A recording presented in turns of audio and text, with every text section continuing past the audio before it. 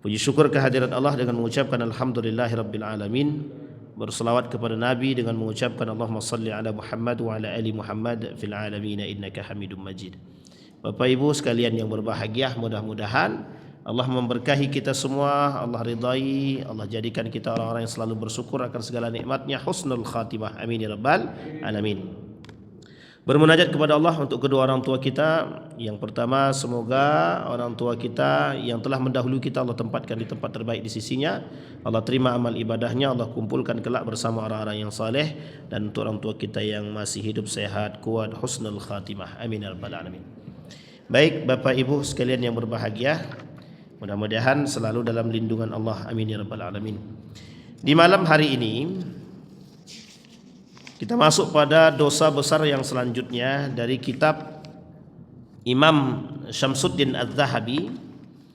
Di dalam kitab Imam Syamsuddin Az-Zahabi tentang dosa-dosa besar, kita masuk pada dosa besar yang selanjutnya. Kemarin kita sudah sempat bahas beberapa dosa besar, termasuk al-firar min az-zahfi, ghasyal imam ar-ra'iyya wa zulmuhu lahum. Kezaliman seorang pemimpin, kezaliman orang-orang yang membuat kezaliman, orang-orang yang kabur daripada perintah Rasul, orang-orang yang enggan berperang. Nah, di malam hari ini masuk selanjutnya pada dosa besar selanjutnya. Judulnya adalah Al-Kibru wal Fakhr wal Khuyala wal Ujub. Qala Allah Ta'ala fi kitabihil karim, wa qala Musa inni uztu bi rabbi wa rabbikum min kulli mutakabbirin la yu'minu biyaumil hisab. Kata Allah di dalam Al-Quran, qala Musa, Musa berkata, inni uztu, aku berta'awuz, memohon ampun kepada Tuhanku, bi rabbi wa rabbikum, dan Tuhan kalian, min kulli mutakabbirin, dari setiap perbuatan kesombongan, la yu'minu biyaumil hisab. Termasuk salah satu perbuatan kesombongan adalah orang-orang yang tidak beriman dengan hari penghisab, hari hisab. Penghisapan berarti penghisaban, harinya yaumal hisab, hari kelak di mana kita dihisab. Wa qala Allah Ta'ala innallaha au innahu la yuhibbul mustakbirin. Sesungguhnya Allah tidak menyukai orang-orang yang selalu meminta kesombongan atau menjadikan setiap perbuatannya kesombongan. Wala yamshi fil ardi maraha innallaha la yuhibbu kulla mukhtalin fakhur. Di dalam ayat yang lain Allah berkata, sesungguhnya Allah tidak menyukai orang-orang yang melakukan perbuatan kesombongan. Wa idh qulna lil malaikati isjudu li adama fasajadu illa iblis aba wastakbar wa kana minal kafirin. Kata Allah di dalam Al-Quran, ketika kami mengatakan kepada malaikat sujudlah, tapi malaikat tak mau sujud. Kata Allah, salah satu sifatnya adalah sombong. Sombong karena menganggap diri lebih baik. Al-takabbur berkenaan atau berkaitan erat dengan satu karakter yang lain, namanya ujub. Ujub itu i'jabur rajul binafsihi, suka membanggakan diri, suka mengaku-akukan diri. Jadi kalau bukan aku, kalau bukan karena aku, pokoknya ujub, merasa diri lebih baik daripada yang lain. Pokoknya kalau bukan karena aku, ini aku, pokok semua aku, tak ada yang lain. Nah, baik Bapak Ibu sekalian yang berbahagia. Wa qala Rasulullah sallallahu alaihi wasallam bainama rajulun yatabakhtar fi mashyihi idh khasafallahu bihi al-ardha fahuwa yatajalla fiha ila yaumil qiyamah. Wa qala alaihi salatu wassalam yahsyar al-jabbaruna al-mutakabbiruna yaumal qiyamah amsal alladhi yatta'uhum an-nas yaghshahum dhul min kulli makanin. Wa qala ba'du salaf awwalu dhanbin asallahu bihi al-kibar. Bapak Ibu sekalian yang berbahagia, dosa besar selanjutnya adalah kesombongan, al-kibru wal fakhr, merasa diri paling hebat, al-khuyala. Khuyala itu berpakaian tapi demi kesombongan. Wal ujub, selalu merasa diri lebih baik atau membanggakan diri atau mengaku-akukan. Sehingga Allah berfirman Dari ayat yang tadi berkata Musa, sesungguhnya aku memohon ampunan kepada Tuhanku dan Tuhan kalian dari sifat-sifat takabur dan sombong. Baik Bapak Ibu sekalian yang berbahagia. Di dalam persoalan kibar ini kita bahas satu dulu, kesombongan al-kibru. Kata para ulama merujuk daripada perkataan baginda Nabi Muhammad sallallahu alaihi wasallam. Kata para ulama, awwalu dzanbin, salah satu dosa yang dianggap dosa kemaksiatan kepada Allah adalah al-kibru. Awwalu dzanbin a'asallahu bihi, salah satu perbuatan yang menjadi bentuk kemaksiatan manusia kepada Allah adalah kesombongan. Di mana letaknya? Siapa contohnya? Contohnya adalah jin, syaitan dan iblis. Aba wastakbar wa kana minal kafirin. Ketika Allah perintahkan, hei jin tunduk, jin tak mau tunduk. Kecuali jin muslim itu pun tak tunduk. Malaikat tunduk, tunduk. Iblis tak mau. Kata iblis, aku lebih baik daripada dia. Khalaqtahu min tin, khalaqtani min nar wa khalaqtahu min tin. Aku diciptakan dari api, sementara dia diciptakan dari tanah. Menurut jin, menurut iblis, bahwa api lebih kuat daripada tanah. Padahal tak begitu. Ketika tanah bisa kita gunakan untuk memadamkan api, bisa sangat. Apalagi kalau apinya tak besar-besar betul. Tapi bisa jadi kesombongan daripada iblis tadi mengatakan bahwa aku lebih daripada manusia, sehingga iblis tidak mau. Salah satu perjanjian antara iblis dengan Allah, panjangkan umurku, akan kugoda umat-umat itu untuk ikut ke dalam jalanku. Kata Allah, silahkan, kecuali mereka yang beriman kepadaku, kata Allah. Dan kalian tidak akan sanggup membawa orang-orang yang beriman itu keluar daripada jalur keimanan mereka. Artinya yang selamat daripada bisikan iblis adalah yang beriman, istiqamah. Satu disebut dengan al-kibru.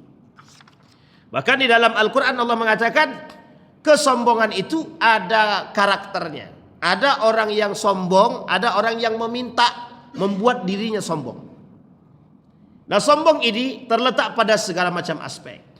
Baik sombong dalam urusan ibadah, sombong dalam urusan apapun, dalam politik, pemerintahan, sosial dan lain sebagainya. Bahasanya, kadang-kadang orang kaya sombong dengan kekayaannya. Orang cantik sombong dengan kecantikannya. Orang ganteng sombong dengan kegantengannya. Orang yang berkuasa sombong dengan kekuasaannya. Orang yang berilmu sombong dengan keilmuannya. Uniknya lagi, yang paling berbahaya, sudah tidak kaya, sudah tidak pintar, sudah tidak cerdas, tapi sombong pula lagi. Nah, ini yang lebih parah.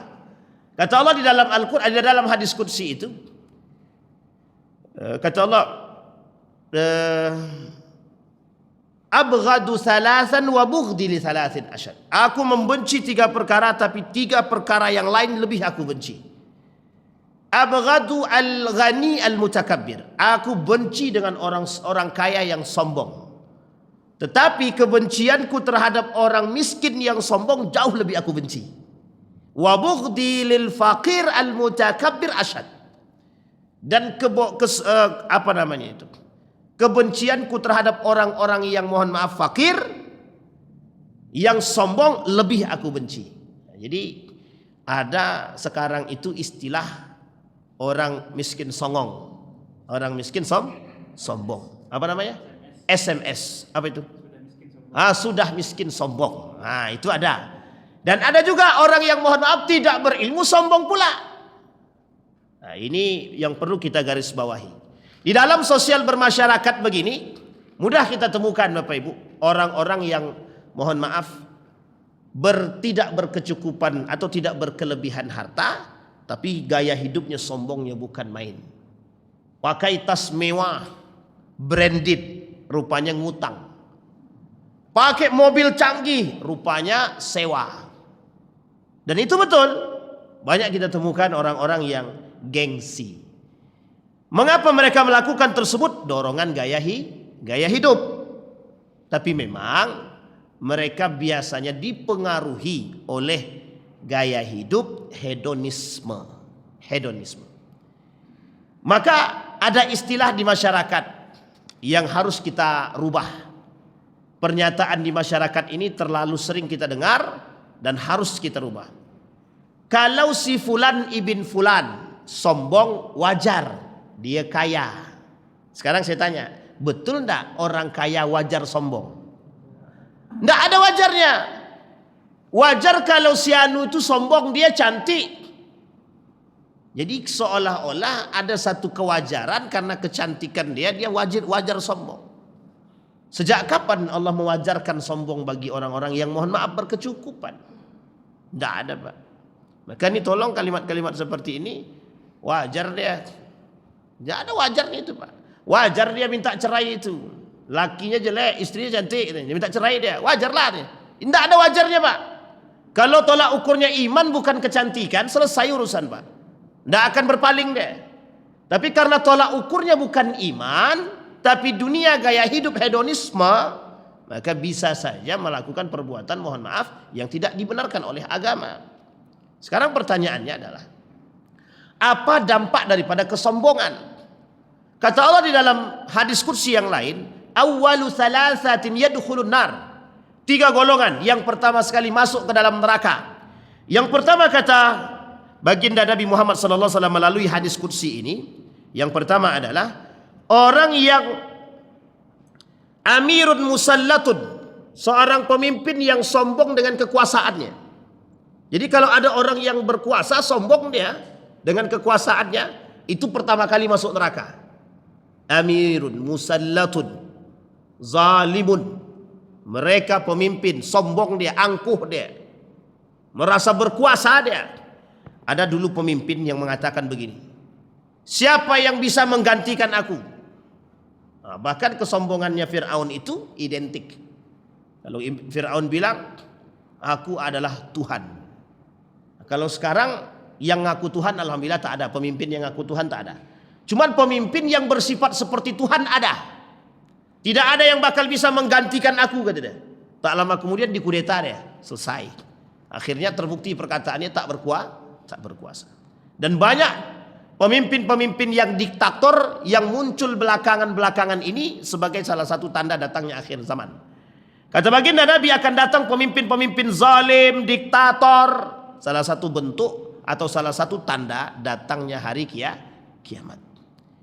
Berarti Ustaz, kita ini berujung kiamat. Ya, seperti yang dilakukan oleh kesombongan Donald, keangkuhan Donald sebagai pemimpin tertinggi dunia. Donald, Pak, dia melenggak-melenggok begitu saja. Kenapa? Orang tunduk sama dia. Nah, ini kita khawatir, Pak. Saya melihat kemarin pernyataan daripada kelompok orang-orang yang mengaku sebagai pemangku agama, menolak keikutsertaan negara Republik Indonesia bersama dengan satu model perdamaian yang dibangun oleh Donald antara Palestina dan Israel. Nah, ini kita juga perlu mencari tahu lebih mengapa Pak Prabowo mengatakan bahwa dia ingin mengakui Israel. Oh, ini sudah heboh nih Pak beritanya nih. Prabowo ingin mengakui Israel. Kalau saja Israel mengakui kemenangan kemerdekaan Palestina. Apapun itu Pak, salah itu Pak. Tidak bisa diakui Pak. Jangan pernah mengakui sebagai satu kenegaraan, tidak bisa. Sekalipun mereka mau mengakui kemenangan atau kemerdekaan Palestina, tidak bisa. Mengakui keamanan tidak bisa. Orang beragama pasti paham. Orang beragama pasti paham. Orang yang mengerti pasti paham. Felix Shaw mengomentari poin tersebut bahwa ada model keangkuhan Amerika yang tak bisa dipercaya. Sangat tidak bisa dipercaya. Mungkin bisa jadi itulah Dajjalnya sekarang itu. Dajjal yang sekarang sebelum datangnya Dajjal yang beneran. Sejak kapan mereka tidak memanipulasi dunia? Tak ada. Memang peran mereka untuk merubah dunia dan memanipulasi dunia. Itu kesombongan, keangkuhan. Dan Bapak Ibu harus wajib paham dan wajib mengimani bahwa sesungguhnya perang ini bukan perang politik saja. Bukan perang kenegaraan saja. Perang agama. Perang agama. Karena tujuan akhir mereka adalah memusnahkan umat muslim. Bukan hanya manusia, tapi umat muslim dan Islam. Jadi jangan salah. Kesombongan Donald, keangkuhannya, dan pemimpin-pemimpin diktator lainnya. Sampai dulu ada salah satu pemimpin juga di negara kita ini, berani mengatakan siapa yang bisa mengaturku. Seolah-olah dia lebih berkuasa daripada segalanya. Bisa dipahami Bapak Ibu ya? Ini kesombongan. Al-kibru. Satu bentuk kesombongan. Nah, apa dampak daripada itu? Masuk ke dalam neraka. Orang yang sombong itu pertama kali masuk ke dalam neraka. Awwalu salasatin yadkhulun nar. Amirun musallatun ay zalimun wa ghaniyun la yuaddi zakah. Termasuk salah satunya orang yang sombong itu adalah orang kaya yang enggan berderma. Berarti kan termasuk dari kategori orang yang tidak mau membantu orang miskin, orang yang tidak mau membantu anak yatim. Di dalam Al-Quran mereka ini masuk dalam kategori penghuni neraka sakar. Penghuni neraka sakar. Malakum fis sakar. Kata Allah, malakum fis sakar. Lam nakum minal musallin. Walam nakum nut'imul miskin. Kenapa kalian masuk dalam neraka sakar? Kata Allah, kami tidak solat. Dan kami tidak memberi makan anak yatim, orang miskin. Jadi kalau ada orang kaya tidak mau la yuaddi az-zakah wa la yuaddi haqqahu, haqq Allah. Ada orang kaya tidak mau memenuhi zakat, memenuhi haknya Allah dalam bentuk zakat atau sedekah, kedermawanan, maka masuk dalam kategori al-bukhlu wal bukhlu isyaratun anil kibri. Dia masuk dalam kategori pelit, bakhil, rakus, tomak. Nah, karakter tomak, rakus, bakhil ini, hirsun ini salah satu bentuk kesombongan di hadapan Allah. Seperti yang dilakukan oleh Qarun. Innama utituhu ala ilmin indi. Aku ni orang kaya. Aku ni kerja. Semua harta benda yang ku dapat adalah hasil jerih payahku. Setelah Allah bumi hanguskan, bingung dia. Jangankan gigit jari, gigit apapun tak bisa lagi. Kenapa? Dia pun masuk dalam yang di bumi hanguskan sekali. Nah, orang kaya, muslim kaya tak salah. Muslim kaya sombong salah banget. Kalaulah muslim kaya itu kemudian muslim kaya tidak salah, muslim kaya sombong salah, bagaimana dengan orang yang mohon maaf tidak mampu tapi sombong? Salah satu kesombongan yang tertanam dalam diri orang-orang yang mohon maaf, tidak berkecukupan atau tidak berkelebihan seperti yang lain, salah satu bentuk kesombongannya adalah mereka tidak datang kepada Allah. Orang sombong tidak sholat, orang kaya tidak sholat, sombong. Orang kaya tidak puasa, sombong. Orang kaya tidak bayar zakat, sombong. Karena memang mereka takabur. Apa bentuk kesombongan mereka? Adamu ita'atillah. Tidak taat terhadap perintah Allah. Itu kesombongannya. Dan kesombongan yang nyata itu dianggap sebagai pengkhianatan kepada Allah. Jadi kesombongan manusia terhadap perbuatan atas perbuatannya adalah bentuk pengkhianatan kepada Allah. Misal kita contoh. Pak Prabowo bilang begini. Semuanya MBG. Tiba-tiba ada yang tidak mau MBG. Pak Prabowo bilang wajib MBG. Kira-kira ada satu yang tidak mau MBG. Kira-kira dia menentang Pak Prabowo atau mohon maaf dia memang tidak mau melakukan hal tersebut. Bahasa lainnya adalah menentang. Kalau dia menentang berarti mohon maaf berkhianat atau tidak? Berkhianat. Begitulah kita. Kalau kita sombong kepada Allah, identik kita sebagai orang yang ada mutta'ah, tidak taat. Orang yang tidak taat berarti berkhianat atas perintahnya Allah. Nah, maka hati-hati Bapak Ibu. Ini persoalan serius itu. Pengkhianatan yang dilakukan oleh umat manusia kepada Allah. Yang ketiga, kata baginda Nabi, yang ketiga adalah fakirun fakhurun. Nah, ini yang tadi kita sampaikan. Orang fakir yang fakhur. Fakir, orang fakir. Orang fakir, orang yang tidak mampu. Fakhur, yang berjalan di atas muka bumi dengan kesombongan. Apa maksud? Apa contoh kesombongan orang-orang yang fakir? Satu, tidak mau beribadah. Sudah tahu orang tak mampu, beribadah pun tak mau.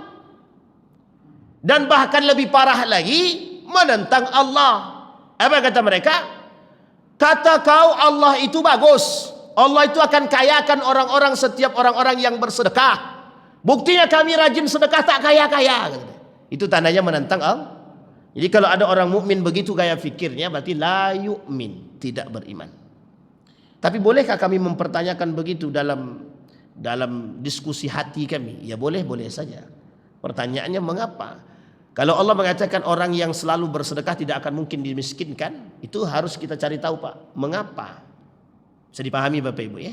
Jadi orang yang rajin sedekah tidak mungkin miskin. Justru orang miskin yang bersedekah bisa dikayakan. Orang kaya yang rajin sedekah tidak dimiskinkan. Pertanyaannya, apakah mereka bersedekah atas nama Allah atau tidak? Kalau bukan atas nama Allah, bisa jadi orang-orang yang rajin sedekah tadi dimiskinkan, bisa jadi. Atau mereka bersedekah dengan duit yang haram. Atau mereka bersedekah dengan uang yang mohon maaf mereka dapat dengan cara yang tidak benar. Contoh, duit korupsi, duit riba dan lain sebagainya. Aku tadi habis main judi menang. Alhamdulillah dapat 50 juta. Ini 20 jutanya untuk biaya sekolah tahfizul Quran. Sudah tahu duit judi digunakan untuk tahfizul Quran. Aku tadi habis jual khamar, alhamdulillah. Sudah jual khamar, alhamdulillah pula. Hasil jual minum khamar ini aku sedekahkan untuk pembangunan masjid. Haram, tak boleh. Kata para ulama, tidak boleh duit haram itu digunakan untuk keagamaan. Jadi jangan bangga mentang-mentang rajin sedekah, jangan bangga. Dan tak ada yang perlu kita banggakan. Karena sesungguhnya di atas langit masih adalah langit. Fauqa kulli dzi ilmin alim. Masih ada di atas langit, masih ada langit. Nah, konsekuensi pertama, orang yang sombong kata Allah dimasukkan ke dalam neraka. Konsekuensi kedua, bagi orang yang melakukan kesombongan, salasatun la yanzurullahu ilaihim yaumal qiyamah. Orang yang memiliki kesombongan, keangkuhan, at-takabbur dalam diri mereka, la yanzurullah yaumal qiyamah. Allah tidak mau melihat mereka di hari kiamat. Wala yuzakkihim, dan Allah tak mau mensucikan mereka. Maksudnya bagaimana mensucikan mereka? Jadi kalau ada orang melakukan dosa, dibersihkan diri, dia dimasukkan ke dalam neraka, dicuci. Setelah masuk dalam neraka diangkat. Setelah diangkat dimasukkan ke haud Al-Kausar. Haud Telaga Kausar namanya. Setelah dimasukkan diangkat. Nah, setelah diangkat baru dimasukkan ke dalam surga. Allah tak mau mensucikan dia. Allah tak mau sucikan dia. Kenapa? Dia termasuk manusia yang sombong. Nah, salah satu perbuatan yang dibenci, salah satu di antara beberapa perbuatan yang sangat dibenci oleh Allah adalah kesombongan. Jadi sombong ini Bapak Ibu hampir-hampir tipis dengan syirik. Sombong ini hampir-hampir tipis dengan pengakuan diri sebagai seorang penguasa. Jadi kalau ada orang yang sombong itu seolah-olah dia merasa diri dia lebih hebat daripada Tuhan. Makanya dianggap perbuatan sombong itu ra'su kulli amalin. Ra'su kulli dhanbin. Jadi bapaknya segala dosa itu, segala dosa, bapaknya segala dosa itu adalah sombong. Jadi jangan coba-coba sombong. Dan kita tidak perlu ada yang kita sombongkan, Pak. Sedang membanggakan diri, sedang membusungkan dada. Aku ni orang kaya di sini, ngapa kalian? Pas sedang membusungkan diri, dicabut Allah nyawanya, mati dia. Nah, itu kan sadis tuh, Pak. Sedang membanggakan diri, sombong dia dengan kekuasaannya, dengan jabatannya, dengan duitnya, atau dengan politiknya, atau dengan kekuasaannya. Allah cabut nyawanya, mati dia seketika. Kira-kira gimana masuk surganya itu? Nah, itu yang kita khawatirkan, Pak. Jadi sebenarnya kita bingung apa yang mau kita sombongkan. Segala yang kita miliki ini tak lebih daripada secuil dari atas setetes air di laut. Masukkan tangan kita ke dalam laut, angkat tangan tuh, dunia itu tak lebih daripada satu tetes itu. Itu dunia. Berarti kalau kita bagian daripada dunia, mungkin tak lebih daripada setetes yang kita tampakkan itu. Bisa dipahami Bapak Ibu. Jadi tidak ada sebenarnya yang mau kita sombongkan. Yang mau kita angkuhkan itu tidak ada. Oh, aku ni ganteng Ustaz. Gantengmu tak lama, dibakar api mukamu hilang gantengmu. Benar Pak. Woi, baju aku ni mahal Ustaz, 2 juta. Robek sedikit hilang harga dirinya. Kita ambil contoh. Ada seorang pemuda dalam ceritanya Ustadz Luqmanul Hakim. Ada seorang pengusaha kaya baru beli mobil BMW. Tahu Bapak Ibu BMW kan? Harga mobilnya 2,3 miliar. 2,3 miliar. Itu harga mobil. Satu mobil habis 2,3 miliar. Satu ketika dia perintahkan kepada tukang supirnya itu yang biasa membantu dia, tolong isikan minyaknya. Ingat, minyaknya Pertamax. Kira-kira instruksinya salah nggak tuh? Nggak salah. Ya, instruksinya nggak salah. Kata majikannya, tolong isikan Pertamax. Akhirnya apa yang dilakukan? Sesuai dengan instruksi majikan. Mobil BMW tadi diisikanlah Pertamax. Setelah diisi Pertamax, mobil di starter, nggak hidup. Bingung Pak, dipanggil lah, ditanya sama majikannya, Pak, ini mobil nggak bisa hidup, sudah diisi Pertamax tapi nggak hidup juga. Tahu Bapak Ibu apa masalahnya? Mobil itu bukan Pertamax, Pertamax turbo. Tahu Bapak Ibu berapa untuk biaya untuk menggantikannya? 250 juta untuk menggantinya saja. Mengganti tempat minyaknya saja. Jadi kalau Allah berkehendak sekali saja, cuma karena satu perintah, majikannya tidak bisa marah karena perintahnya adalah Pertamax. Ya diisi Pertamax. Ternyata mobil itu Pertamaxnya turbo. Jadi tak salah kan cara Allah untuk menghabiskan sesuatu. Selesai Pak. Rumah kami bagus, luas. Sombong, sekali dibakar Allah habis, hangus. Tak ada yang bisa kita sombongkan. Padahal bukan manusia yang membakar. Cukup tinggal konsletkan saja listrik tadi, habis Pak, terbakar. Sederhananya, Anda punya rumah bagus mewah dengan lampu yang mengkilau. Sekali mati listrik, nampak enggak? Nampak kemegahannya? Tidak nampak sama sekali. Apa bedanya dengan rumah yang biasa? Tidak ada bedanya, sama-sama gelap. Rumah biasa gelap, rumah cantik pun gelap. Sekalipun dibangun miliaran rupiah. Tidak ada yang perlu disombongkan.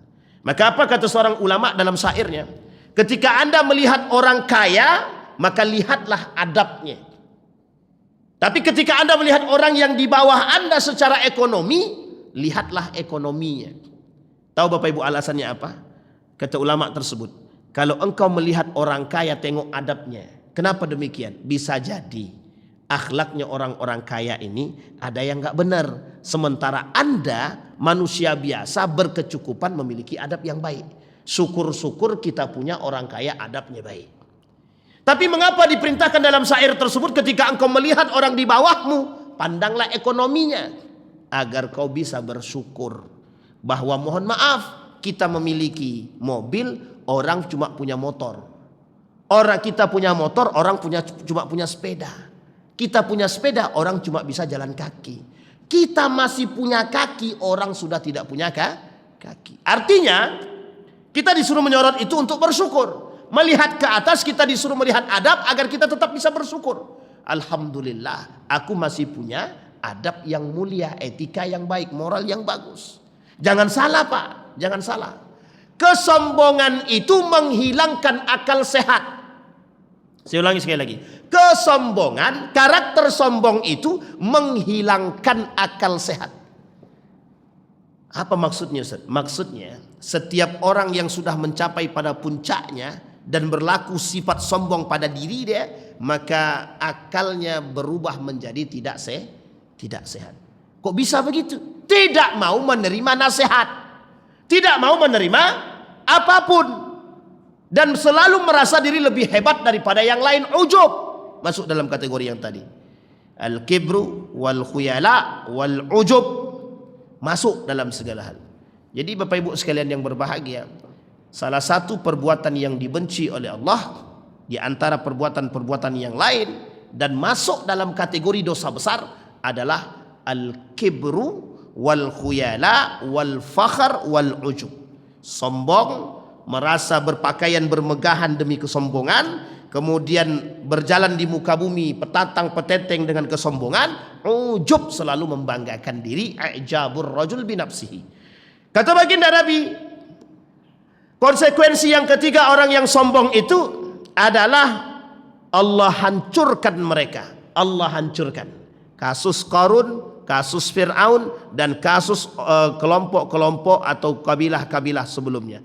Kaum Tsamud, kemudian kaum Ad, Madian dihancurkan oleh Allah karena kesombongan mereka yang menolak kebenaran yang datang dari Allah. Kita ambil contoh. Contohnya adalah Fir'aun. Contohnya adalah kaum Nabi Saleh. Contohnya adalah kaum Nabi Nuh dan kaum-kaum yang lain.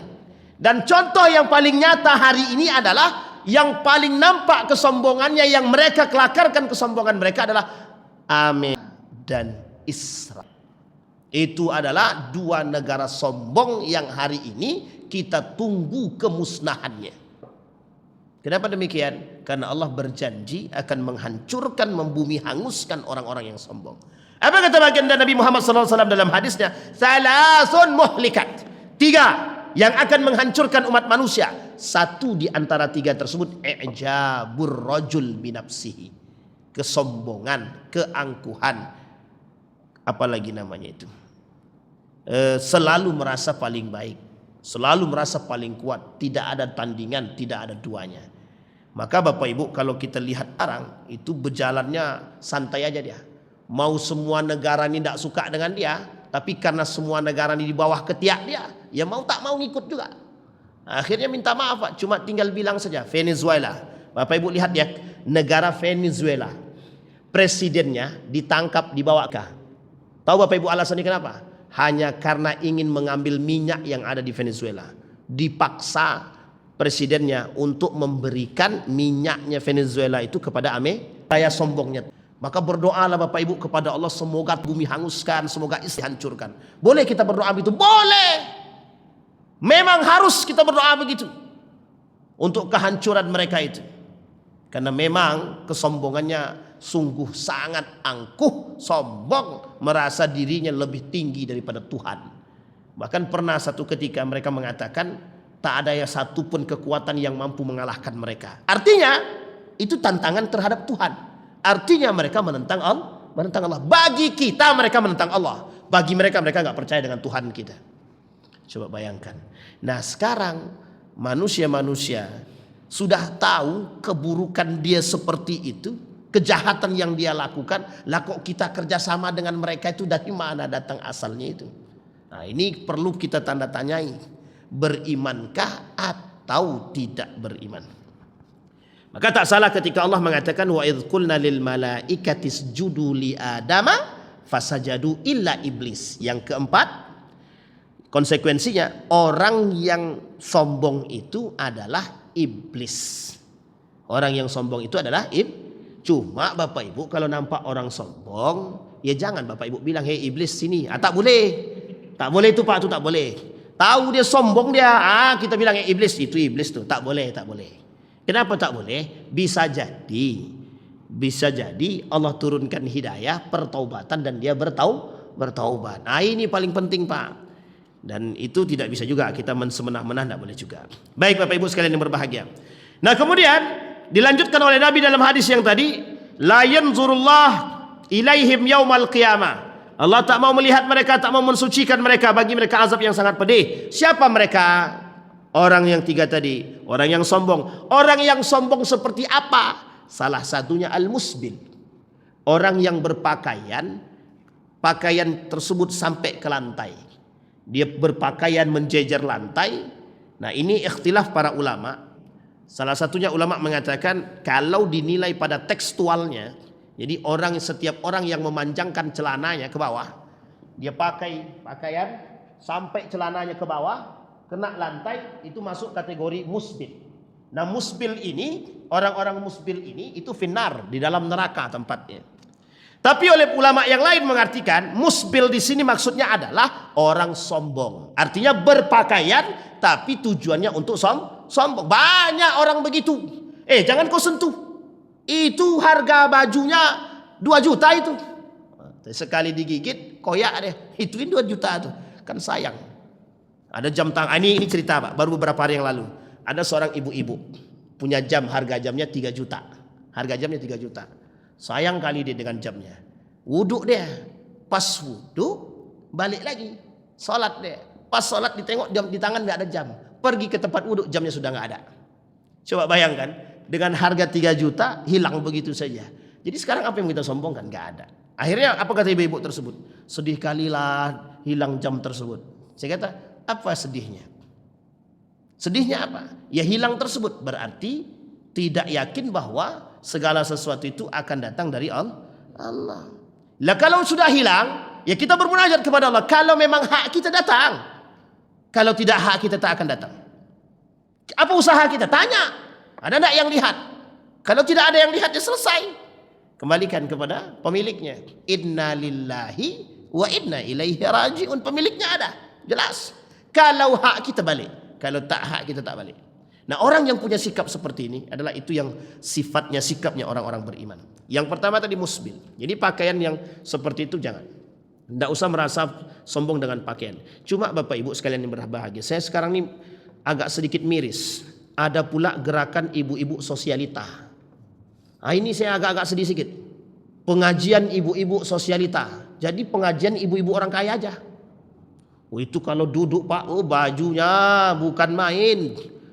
Lantai-lantai itu pun, debu-debu di lantai itu pun minggat sendiri dia. Tidak perlu dibersihkan, itu udah minggat dia. Nah, maksud saya itu tidak perlu ada istilah ibu-ibu sosialita. Ini pengajian ibu-ibu sosialita. Ditengok yang datang pakai mobil semua. Nah, ini parah juga nih. Jadi bincangannya sudah agak tinggi sedikit. Berapa kau beli tas itu? Oh, murahnya cuma 50 juta. Mak, murahnya 50 juta. Itu kan ketinggian itu bahasanya itu. Nah, ini juga menjadi perbincangan, menjadi persoalan bagi kita. Kemudian Bapak Ibu sekalian yang berbahagia, selain daripada musbil, manan. Termasuk salah satu kategori orang sombong, angkuh, manan, yang suka mengungkit-ungkit pemberian. Nah, jadi orang-orang, ya itu tadi ujub tadi Pak. Misal Bapak Ibu pernah membantu orang. Nah, kalau Bapak Ibu sudah bantu orang, tidak usah ungkit-ungkit kita pernah bantu orang, tidak usah diungkit-ungkit. Jangan seolah-olah jasa Bapak Ibu itu paling penting. Tidak. Qadarullah, Allah pertemukan dengan kita, dan kemudian qadarullah dengan kalimat dan lisan kita, perantara kita, orang tersebut bisa dapat pekerjaan. Jangan pula Bapak Ibu bilang kalau bukan karena aku tidak duduk kau di situ sebagai tenaga honor, cuma tenaga honor pun bangga. Itu pun kita kena suap aja pun. Kalau tak suap tak duduk juga itu. Berapa bayarnya? 15 juta kata. Itu masalahnya. Jadi bangga pula dia tuh. Oh ya, anak si fulan tuh aku yang masukkan kemarin tuh. 15 juta dia bayar tuh. Atau bongkar sendiri kan. Akhirnya nampak kan suap. Bangga pula tuh suap itu. Dia, jadi tak ada gunanya. Tak usah disebut-sebut. Kebaikan tak usah disebut. Kebaikan tak usah disebut-sebut. Apalagi pemberian yang kita berikan kepada orang, siapapun mereka, tak usah diungkit-ungkit. Jatuhnya manan. Manan Allah sebutkan dalam Al-Quran, Allah sebutkan dalam hadis Nabi sebagai penghuni neraka. Jadi Bapak Ibu yang suka memberikan kebaikan kepada siapapun yang membantu orang, tidak usah diungkit-ungkit. Tidak usah anak tuh sudah dibantu, awak pula yang disakitinya. Ini pula kelakuan manusia sekarang. Tapi itu manusiawi kadang-kadang. Sakit hati tak terbendung. Yang ketiga, al-munfik. Al-munfik sil'atuhu bil halafil kadhib. Salah satu bentuk daripada kesombongan adalah orang-orang yang cinta terhadap dunia, yang mengambil isi dunia dengan sumpah dusta. Mereka bersumpah atas nama Allah, tapi dusta. Al-halaful kadhib. Kalau bahasa lainnya adalah al-yamin al-ghamus. Artinya sumpah yang tidak benar-benar sumpah, hanya palsu belaka. Nah, Bapak Ibu sekalian yang berbahagia, 4 karakter tadi itu bisa kita temukan dalam lingkungan bermasyarakat. Maka setidaknya Bapak Ibu, melalui nasihat yang disampaikan oleh para ulama kepada kita dari buku tersebut, setidaknya bisa menjadi rambu-rambu bagi kita dalam bersikap dan berbuat.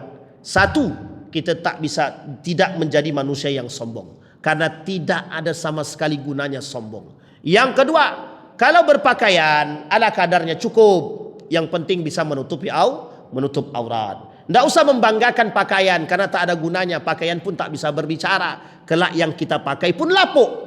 Ma'al basta afnaita. Yang kau pakai lapuk semua. Tak ada tidak. Kemudian yang ketiga, jangan selalu merasa diri ini lebih baik daripada yang lain. Tak ada guna merasa diri lebih baik daripada yang tak ada. Saling menerima. Tidak usah berkecil hati ketika ada orang lebih hebat daripada kita. Tak usah berkecil hati. Karena sesungguhnya penilaian itu berbeda setiap kepala. Pahamilah, yakinilah, setiap orang punya jalan masing-masing. Kalau kita paham setiap orang punya jalan masing-masing, kita tak akan pernah punya sifat iri. Kalau kita paham rezeki itu jelas, rezeki itu adalah berbeda-beda setiap kepala, tidak perlu kita aku tidak kaya seperti dia. Tidak perlu. Kalau Allah berkehendak mengkayakan seseorang kaya, kalau tidak. Artinya kita tidak perlu iri. Dan yang terakhir Bapak Ibu sekalian berbahagia, khuyala, al-fakhr. Dan khuyala ini agak-agak tipis bedanya. Kesombongan melalui kemegahan yang kita miliki. Lebih tepatnya sifatnya harta. Apapun harta yang kita miliki bukan untuk dipamerkan. Apapun harta yang kita miliki bukan untuk disombongkan. Mudah bagi Allah mencabut keberkahan, mudah bagi Allah untuk mengambil sesuatu dari rumah kita. Selesai. 1 detik, 2 detik, 1 menit selesai. Bahkan yang paling mudah bagi Allah untuk menghilangkan dunia dari kita dengan cara mematikan kita. Tidak butuh waktu panjang. 1 detik, 2 detik, cabut, selesai. Apa yang terjadi? Kita tak bisa menikmati apa yang kita miliki. Bapak Ibu sekalian berbahagia, mudah-mudahan bisa menjadi nasihat bagi kita semua. Fa'tabiru ya ulil absar la'allakum tuflihun. Assalamualaikum warahmatullahi wabarakatuh.